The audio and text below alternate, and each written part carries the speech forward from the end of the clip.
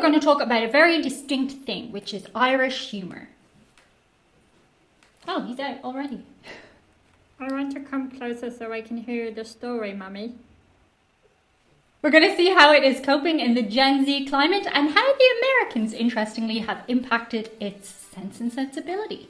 With great decorum and honour, and spirit and wit and feeling. And economy. If you've ever been at an Irish wake where a person whispers, "Sure you owed me a tenner," before the coffin's even closed, then you have borne witness to Irish humour in its most natural habitat.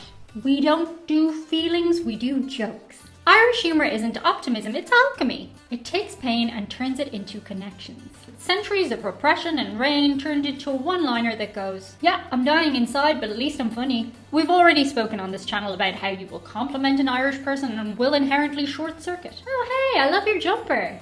This, I got it for €1 in a charity shop. It's a piece of shit, do you want it? It's not modesty, it's a national defence strategy. When you grow up somewhere that rains horizontally and the national sport is disappointment, you grow accustomed to this kind of humour. You either laugh or go feral. Most of us choose to laugh. Others choose whiskey, and the high achievers choose both. Irish humour is our national survival kit. Other countries get therapy or mindfulness, we get sarcasm and the phrase, "Sure it'll be grand," which is Irish for "it will absolutely not be grand and I'm too tired to discuss it." Dark humour gave us control. When you can't stop famine or colonisers or the Irish government who don't listen to you when you're screaming, "I can't afford to live this way, the cost of living is too high," you learn to make a joke out of things. And that's a power in itself. It's cheap, it's attainable, and you can do it in the pub.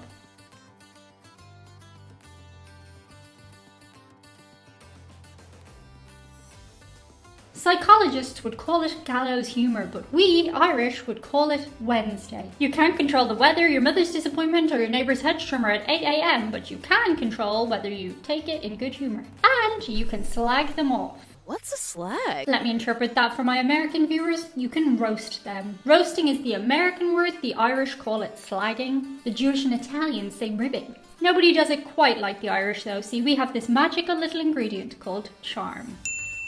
But the important thing is mockery is our version of mindfulness. And slagging, that's our love language. If somebody calls you a gobshite, they absolutely adore you. If we're super polite, we probably don't trust you quite yet. We bond through insults and we flirt through sarcasm. We process grief through stand-up comedy and whiskey. Subscribe, or next time you make a joke, everyone's not gonna laugh. They're just gonna look at you like this. So subscribe. Try saying "I'm struggling" to an Irish person and see what happens. Most likely you'll probably get some kind of response like, "Ah yeah, sure, we're all a bit fooked." Biscuit? Which roughly translates to, "I like you very much, but please don't annoy me with your feelings." And don't get me wrong, sometimes it can feel a bit frustrating not to be indulged in such an instance, but it also feels kind of oddly cozy. So for centuries, that's how we rolled. Something good happens, joke. Something bad happens, joke. But then we met the Yanks. I'm proud to be an American! We emigrated and began breeding like rabbits. Millions of Irish landed in America, a place of sunshine, smiles, and "have a great day," said in absolute insincerity. I'm right in thinking mostly when I'm in a store and somebody says that to me who works there, they don't really mean it, right? Like, they don't wish me a bad day, but they don't really care how my day is going. Mark and Trader Joe's couldn't give a shiz. Have a great day. You are on autopilot, sir. But our dry, self-destructive humour hit American optimism like a pint meeting a green smoothie. It was a standoff of sorts, but only for a moment while David battled Goliath. But it wasn't so much of a battle because, well, the Americans liked it. And it stuck. It stuck. Don't get me wrong, most Americans retained their own stylistic humour, but they appreciated the Irish version too. It was like a breath of fresh air. The modest and self-deprecating humour was welcome in intense situations. We just broke things up a little. And so, like all things that find themselves in new realms, evolution occurred with our humour. Irish immigrants built a new kind of funny. It was kind of like keep it sarcastic but make it showbiz. You can trace that DNA straight into American comedy. Vaudeville, sassy sitcoms, Conan O'Brien. That Irish rhythm, the smirk before the punchline survived the Atlantic crossing. But in the last few decades back home, other stuff's been happening too. Let's call it the generational remix.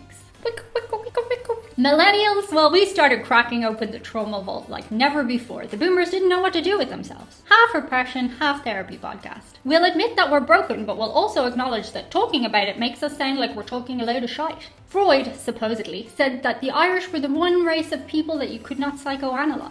Which is funny in itself, because he probably never actually said it. There's no record of that line in Freud's letters, lectures, or published works. It appears to have originated decades later, probably in the 1940s or 50s, as an offhand joke circulating among British and American writers. But if he had met us, he probably would have said something more along the lines of, "You can't psychoanalyze people who already know they're mad. They've made peace with it." I don't know why I made him have an English accent, or a moustache that looks like that. Moving on. I can't speak for everybody, but I can say that the first time I went to a therapist and they said, "Well, Diane, what brings you here?" I said, well, Mairead, I think I might be mental. I then spent the next few sessions downplaying what I was there for and simultaneously checking in on her to see if she was okay at regular intervals. I suspect I'm not alone in that one. And don't get me wrong, I do believe therapy absolutely has its place.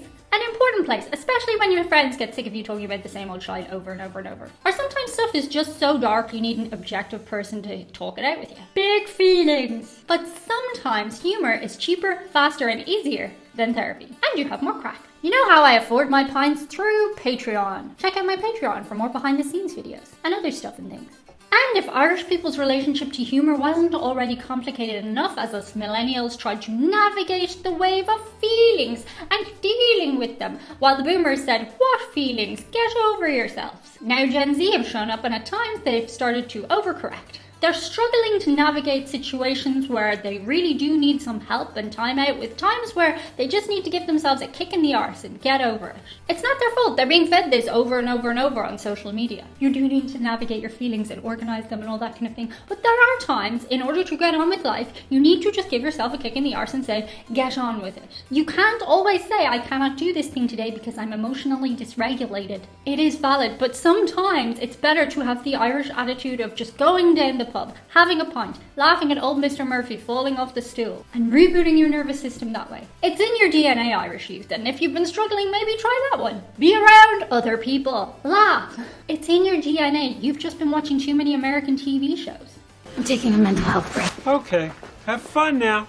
And getting back to the Americans, it's the Irish Americans I feel really sorry for. God bless you, you guys are stuck smack bang in the middle of everything. You've got our Irish guilt and the American self-awareness. I shudder to think you guys need the jokes more than anyone. The Irish laugh, the Americans process, and the Irish Americans are the confused middle child. But here's the thing, I truly believe if you have Irish blood, your Irish humour did not get the memo that vulnerability is trending. Sometimes, try as you might, healing, talking it out isn't going to heal your trauma as much as pointing at yourself and laughing. Oh, that traumatic situation was actually quite funny when I think about it. Some part in us Irish people inherently needs to just laugh about everything that goes wrong rather than journal about it. Do you know how many journals I've bought and started the first 2 pages, and then I go, this is too much self-reflection, I just need a cake. Golly, I do love moist cake.